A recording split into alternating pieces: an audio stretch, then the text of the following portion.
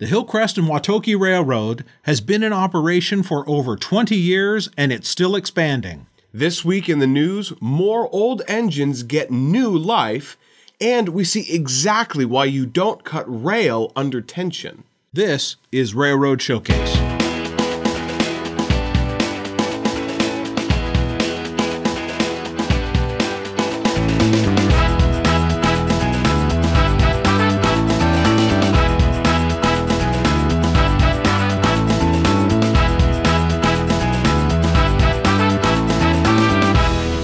The 15-inch gauge Hillcrest and Waktoke Railroad in Reedley, California, has been in operation for over 2 decades. We have had the pleasure of knowing these folks almost from the beginning. I don't really remember the first time that I was at that railroad. Well, you wouldn't remember because you were very, very young. Yeah, some of my earliest memories are of the little kid tractor, you know, the pedal cars that the kids could ride down by the creek. The station, obviously, which has always been there, and the hammock on the deck by the pool. There's a real wonderful family feeling around that railroad.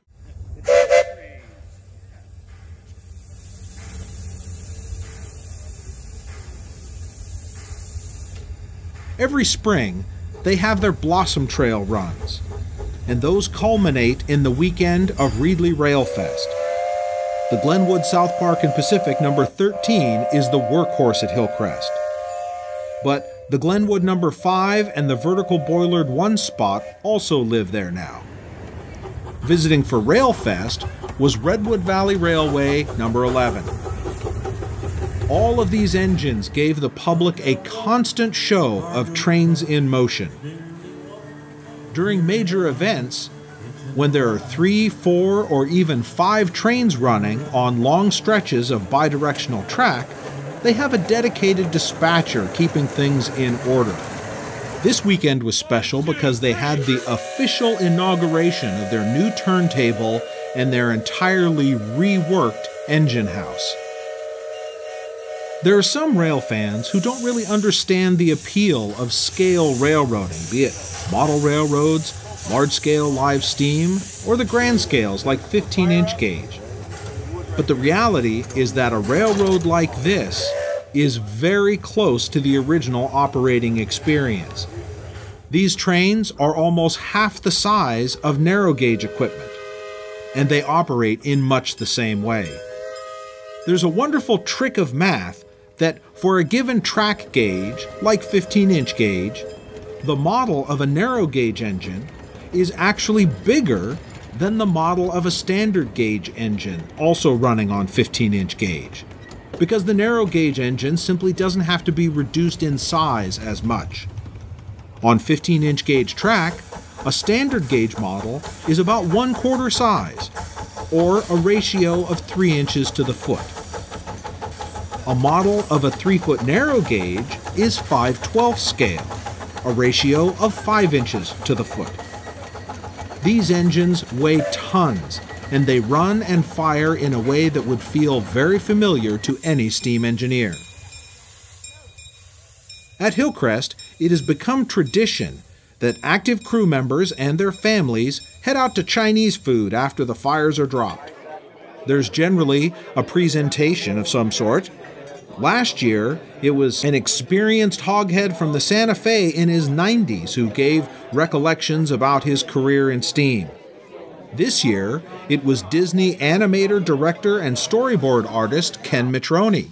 He has been spearheading the efforts to rejuvenate the narrow gauge operation at the Orange Empire Railway Museum. He spoke about Ward Kimball and the Grizzly Flats Railroad, then and now. After the presentation, everyone headed off to the Main Street Cafe for a late-night pie run.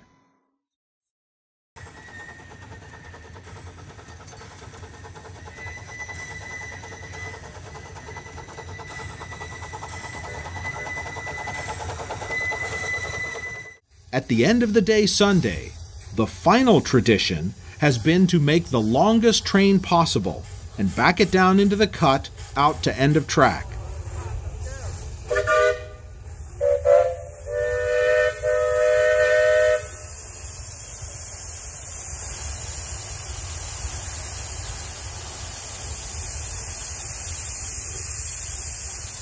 This year, it was a triple header pulling a 25 to 30 ton train up the grade. So for a while there, you were firing for Grant on the 11, weren't you? Yeah, for the end of the day Sunday. And what was it like to be on the point of that triple header? When you get a train that large, even with as powerful as those engines are, they really have to work when they're going up a grade. And so you just feel the energy and the power that they're exerting and how much effort they're putting into the work that they're doing. When you're going through the tunnel, it's quite long, and so all three engines were able to be right in the center at the same time. And with all the exhaust echoing off the walls, it was just hammering right into you.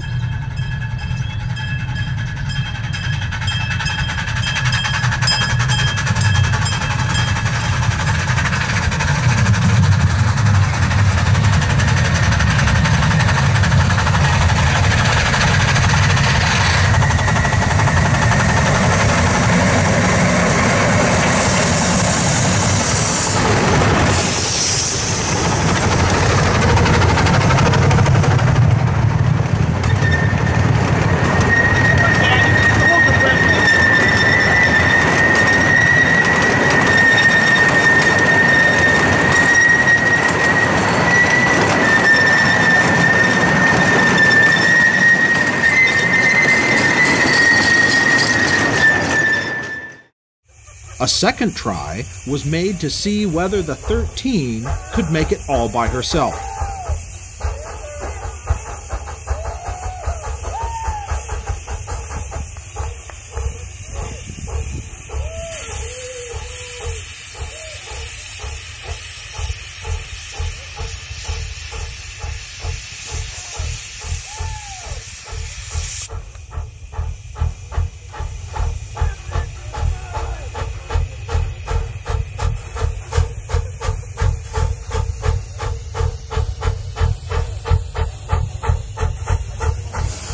Dave got her rolling up the hill, but the curves would have been a little bit much, so the other two engines started digging in too.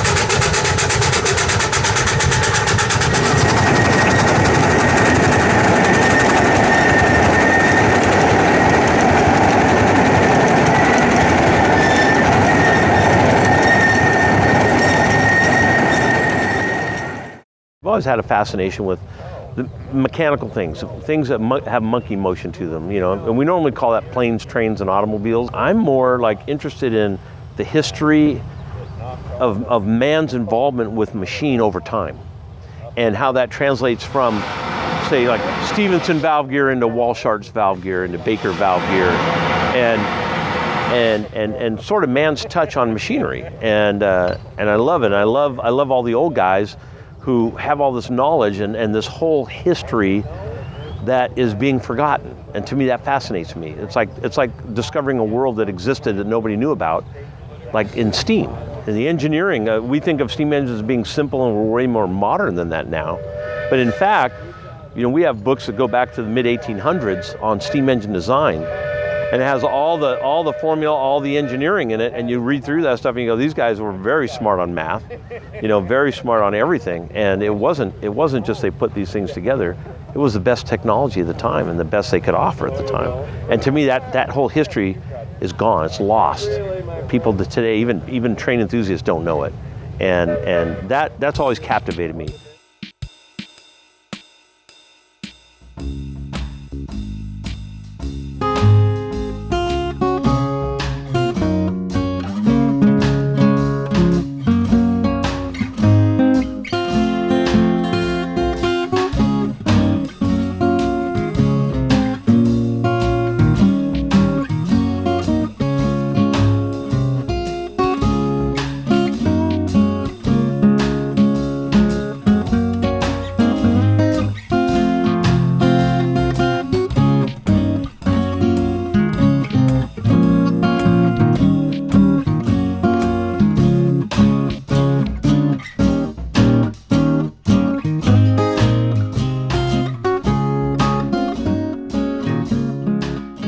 airplanes for a long time. I built cars for a long time. And then when we moved here on the farm, what really triggered that was we were going to actually live in a community where you land the airplane and taxi the airplane to your house. And for my jobs flying aircraft, that would be very convenient, very cool. And I would be spending my hobby time building experimental aircraft. And saw this farm one day and brought the wife by here, and she said, I want to move there. I don't want to live at this Sky Park. And can we move on the farm? And I told her that day, I said, if we move on the farm, that means like I don't get the runway, I don't get the planes at the house, and I don't get to build the experimental aircraft, but that means I get to have a train, right? And of course she thought, yeah, where are you going to put a train around here? So yeah, sure, you can have a train, whatever. And that started it. And I started looking at different sizes that could fit on this farm, and that would add. It was already a Christmas tree farm. What could we do with the train that would complement that? And the idea was, what if we use the train to pick up people in the fields and their trees, and bring them back to where we harvest the trees, where we shake them, drill them, wrap them? Wouldn't that make a neat theme thing, like a logging camp? And so narrow gauge would look better than standard gauge. And we saw this old videotape. I bought it from Pentrax, and it was called Big Little Engines. And on that, noticing that, I was trying to get ideas on layout and landscape and room. How much room do these trains need? And I noticed that there was a guy named Eric Thompson, whose name was mentioned at all these different railroads. And then in the interview with Eric Thompson on that tape, he's talking about hiding the piston valves inside the steam chests and all these little tricks he does. And I could tell from that Eric knew how to build trains. This is the guy to go to. And so I called up, I 411 to Redwood Valley, cold call Eric, started talking to him, and then I would take, he invited us up, my wife and son and I went up there and talked to him for the day. And then I would take my crews working here on the farm up to Redwood Valley to help him with track work, just to pick his brain about track. How do you curve rail? How do you make a switch? How do you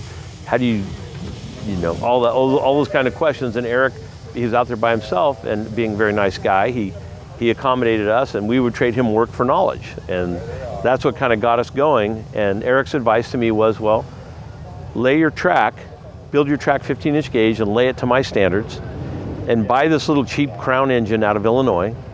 And if you get bitten by the bug, you can always upgrade. And if you find out this isn't worth it, you made a big mistake, he goes, you can always sell it and you'll probably make money. And so I took his advice, and we bought the Crown, we laid the track to his standards and got the train operational. And a few years later, a man showed up, wanted that Crown.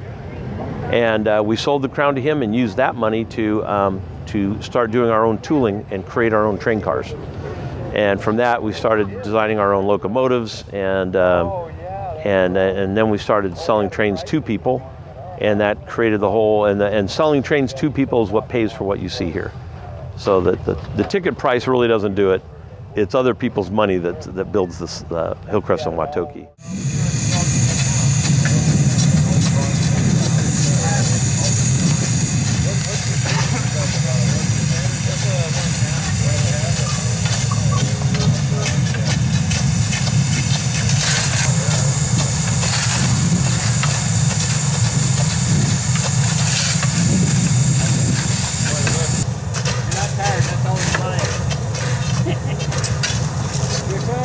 We had the first loop of track in around the house in '94, and right before Christmas season of '94, and it was about 1,200 feet of track and one switch to get the engine into the then tunnel and our barn, because that's all we had. And then we rebuilt this and created this barn. We tore down those buildings and built this on the foundation. And this was our first shop, and we had small, lathes and mills to take care of the Crown. We didn't need it, so it was a huge shop considering the size of the Crown, and the tools were big considering the size of the Crown. Well, as we started building our own new stuff and building stuff for other people, our machines weren't big enough, and we needed bigger and bigger machines, and those took up more and more shop floor space and weighed a lot more. So we had to cut the floor out and put concrete deeper to handle the weight of the machines. And that, next thing you know, we could hardly move in our own shop. and we had to get more shop space. So we started leasing another shop, and we're running the two shops, and we drive little cars and mini bikes between them, you know, to work. And they said, this is ridiculous. We bought more property. So the original property we bought here was only 5 acres, and we were leasing another 10.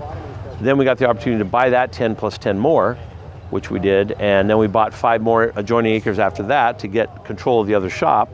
And now we're buying another 15 acres adjoining that to add a parking lot, because in our popular seasons, it's not uncommon to see 500 to 600 cars on the property. And we need a space to put those cars and get them away from the trains and the people. So it's all grown one segment at a time, from our shop growing to our property growing to the track expansion and everything. And the goal has always been to get the train from the top of the farm to the bottom of the farm. And our main station is going to be at the bottom. And we're still not there yet. 20 years later, we're still not there yet. We're getting there. Our trestle is going in now. Once the trestle's in, then we'll be in the bottom.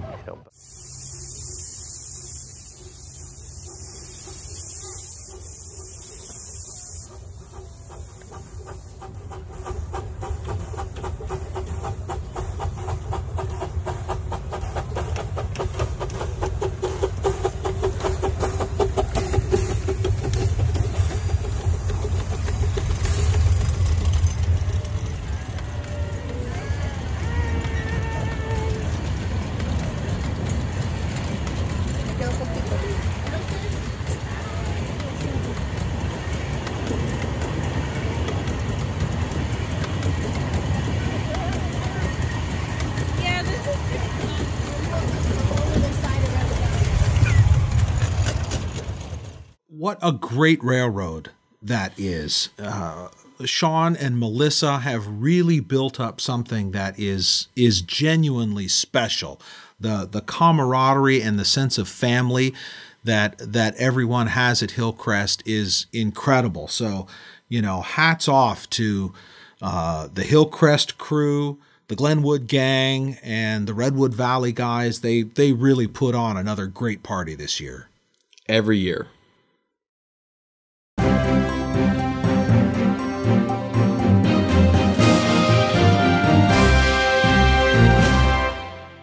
The Columbia River Beltline number 7, better known as the SKOOKUM, has been restored at the Oregon Coast Scenic Railway. Trains Magazine hosted a special photographers event March 14th and 15th. Jim Rinn shared some of his stunning photographs on the train's website. The videos here were posted by Russ Hatch, Jeff Johnston, and Bruce Miller.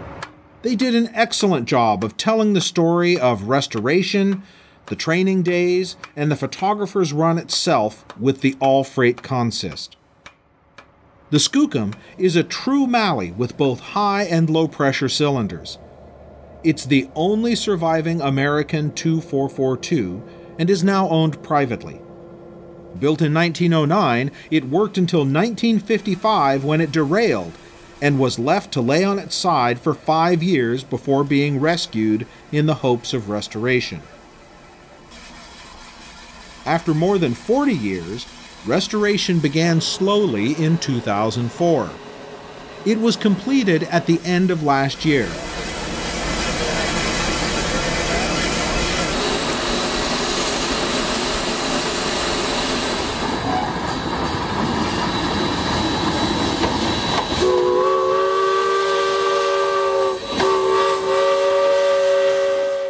SKOOKUM will soon be moving down to the Niles Canyon Railway.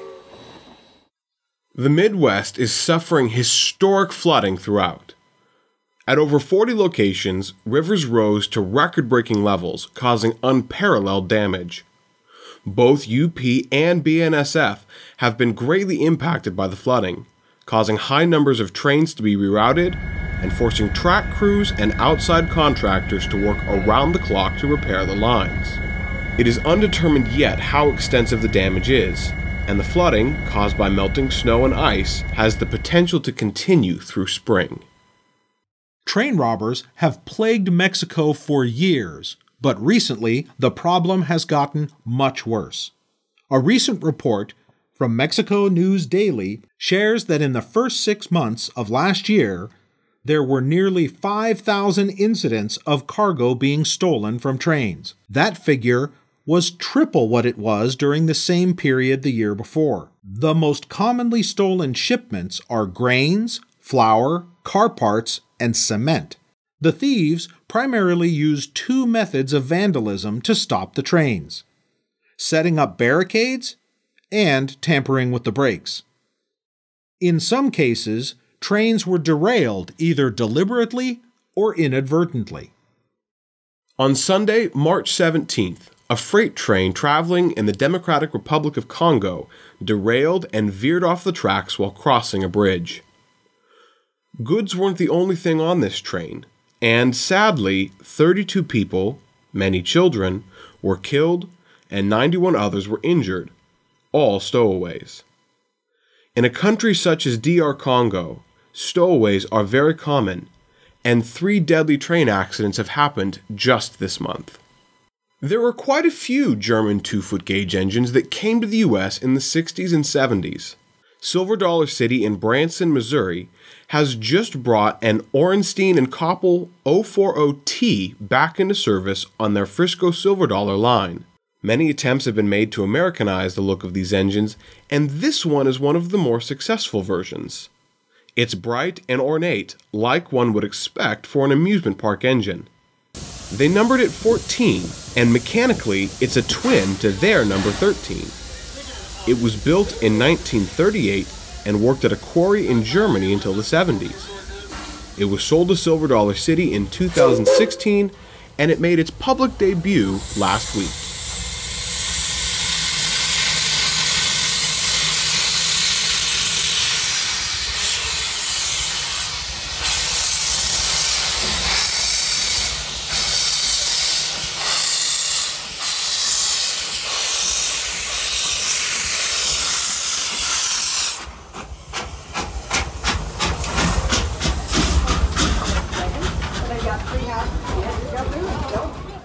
Doyle McCormick has just announced his retirement as the president of the Oregon Rail Heritage Foundation.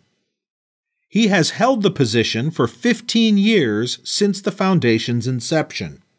Starting in the 1970s, Doyle became a steam preservation superstar, working on the Western American Freedom Train. He has been the caretaker and steward of SP 4449 for the last 45 years. The incoming president, Roy Hemingway, said, "Without Doyle, the magnificent Oregon Rail Heritage Center would not exist." Even though his time as president at the ORHF has come to a close, his efforts in the foundation and in steam preservation itself are far from over. And of course, he will continue maintaining 4449 and his nickel plate 190.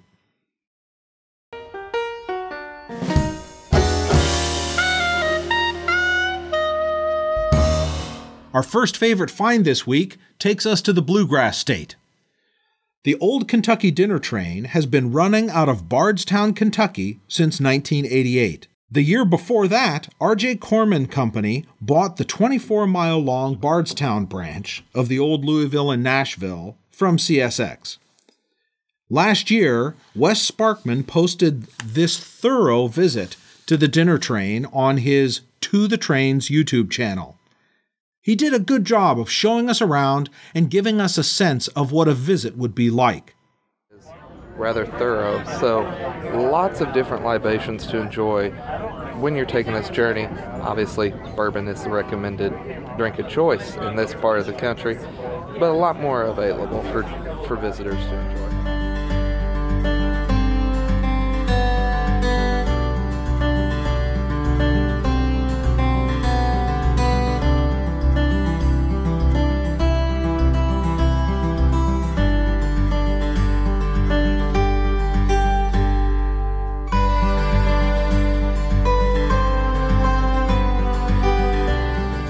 So main entree is here, Kentucky Hot Brown. Honestly, never heard of this before I moved to Kentucky, but this delicious dish, and let's enjoy our main course.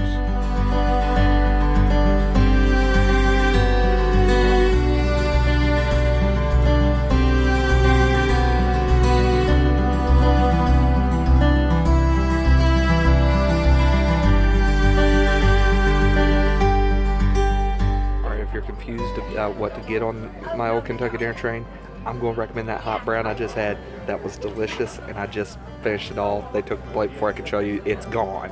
So go ahead and go with that if you're confused. It's delicious.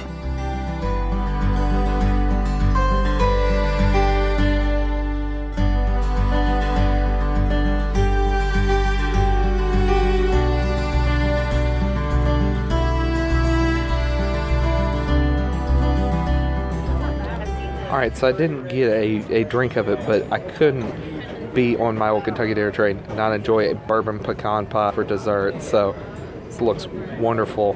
Wonderful way to finish up the meal.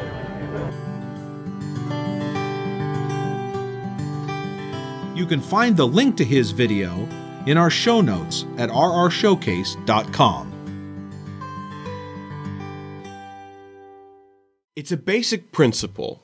Whether you're working on a tree branch or a board or an I-beam, you don't cut things under tension. Or if you have to, you try hard to stay out of the way. Well, it seems that this fellow might have tried, but he just wasn't quite standing in the right spot. LiveLeak.com said that he was mostly fine, only suffering from a fat lip, thanks to the helmet taking most of the hit. Ouch. Just ouch. He will not be doing that again. I think he learned his lesson. I have become a huge fan of Danny Harmon and his Distant Signal YouTube channel. I always have my radio with me, and this caught my attention. He's been producing railfan videos for over a decade now, and he often gets 3 or 4 out a month, and they are very well made. He has been a television announcer and producer for over 40 years, and it really shows. At the beginning of the 20th century, the Orlando area was a huge winter fruit and vegetable. Not only is his narration excellent, his production value far exceeds most of what we see in the railroad world. This recent video captured a local run on the Florida Central, and is a perfect example of the deep information he includes in his programs. He doesn't just show us run-bys, he gives information on the engines and the history of the lines. GP9RM 7063 and GP11 1802 sit running and waiting in Florida Central Railroad's Modelo Yard. He explains what the crews are doing step by step, and he even lets us know their names if he can. This morning, our engineer is David McDaniel. The conductor is Rich Swice. So Rich is walking it, back to the crossing. Rich will spend most of his day walking the tracks. While a road conductor spends most of a shift riding, a local conductor will spend most of his walking.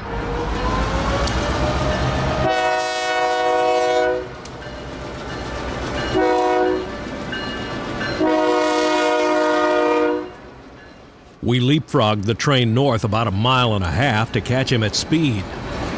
Our adventure today will take us north and west on the Florida Central Main Line from Modelo Park in Orlando to Apopka and Zellwood, pretty much following US 441 the whole way.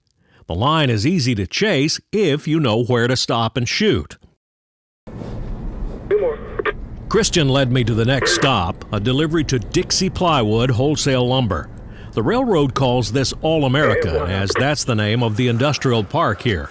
Rich had already made the cut, removed the derail, and David was backing the train in.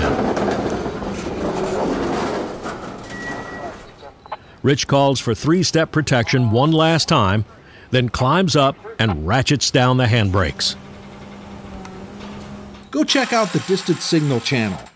You're bound to learn something while you're being entertained. I hope you've enjoyed our day on the Florida Central Railroad. My thanks to Christian Johnson for his expert tour guiding and to Trainmaster Bill Dusenberry for his info. Please hit the like button if you like this show, and I'll see you next time. In Zellwood, Florida, this is Danny Harmon, out. Alrighty, that's it for episode 12. We hope you enjoyed your visit to Hillcrest, but wait, there's more Hillcrest coming. In episode 14, 2 weeks from now, we're going to get a behind-the-scenes look with Sean as he shows us the shops and what the plans are for the future of Hillcrest. We want to take a moment and thank the new Gold and Silver Spike members who joined this week. Your support is really what's going to make all the difference in the future. Thank you guys so much for watching. And remember, keep your hand on the throttle and your eye on the rail.